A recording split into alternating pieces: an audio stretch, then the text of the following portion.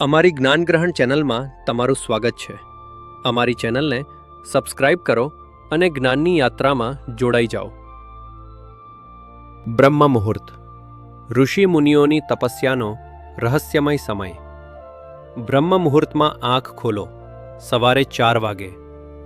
બહાર હજી અંધકાર હશે, પંખીઓનું કલરવ શરૂ થયું નહીં હોય, લોકો હજુ ઊંઘમાં હશે, પણ આ શાંતિના આ ક્ષણોમાં બ્રહ્માંડ જાગૃત હશે। આ સમયને કહેવાય છે બ્રહ્મ મુહૂર્ત। બ્રહ્મ મુહૂર્ત એટલે દિવસનો એવો પવિત્ર સમય જ્યારે મનુષ્ય અને પરમાત્મા વચ્ચેનું અંતર સૌથી ઓછું હોય છે। શાસ્ત્રો કહે છે, આ સમય માત્ર સમય નથી, આ આત્માને જાગૃત કરવાનો અવસર છે।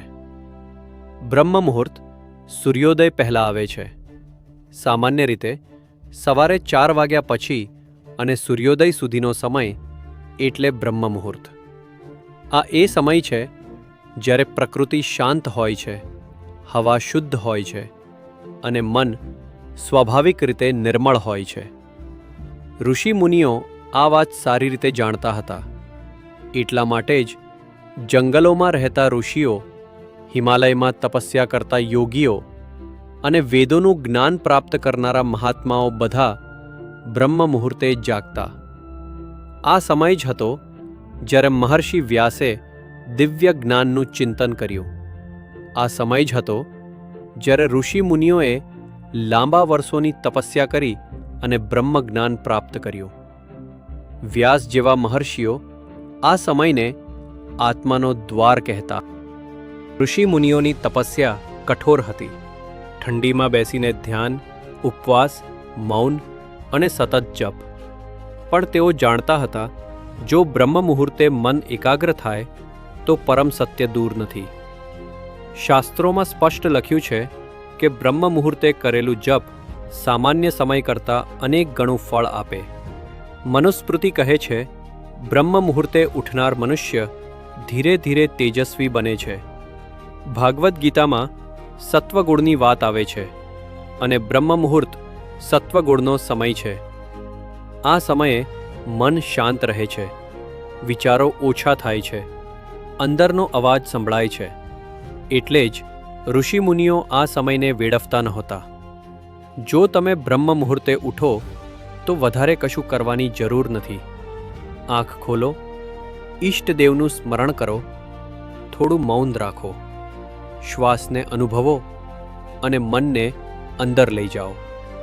થોડું ધ્યાન, થોડું જપ અને એક નાનો સંકલ્પ, આટલું જ જીવન બદલવા માટે પૂરતું છે।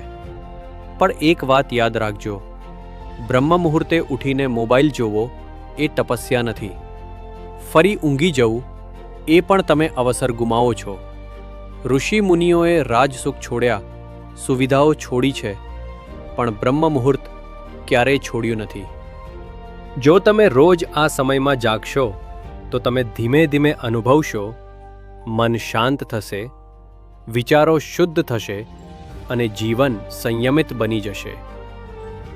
બ્રહ્મ મુહૂર્ત કોઈ જાદુ નથી, પણ જો તમે એને સાચા ભાવથી સ્વીકારો તો એ તમને તમારું સાચું સ્વરૂપ બતાવે છે।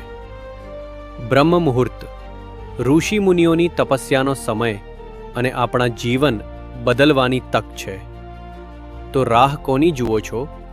કાલ સવારના બ્રહ્મ મુહૂર્તમાં જાગીને તમારા શરીર અને જીવનને શ્રેષ્ઠ બનાવવાનો સંકલ્પ લો।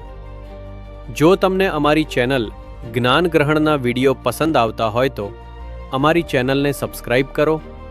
વિડીયો સાંભળ્યા પછી લાઇક, શેર અને સબસ્ક્રાઇબ કરવાનું ભૂલશો નહીં। મળીએ એક નવા વિડીયો સાથે।